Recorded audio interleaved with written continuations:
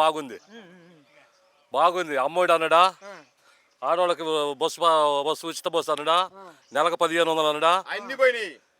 ఎన్ని అయ్యి రైతు భరోసా పోయింది, అన్ని పోయింది. మరి ఏం చేయాలా?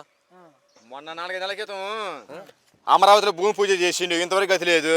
ఏదో రోడ్లు అన్నాడు, ఇంతవరకు గతి లేదు.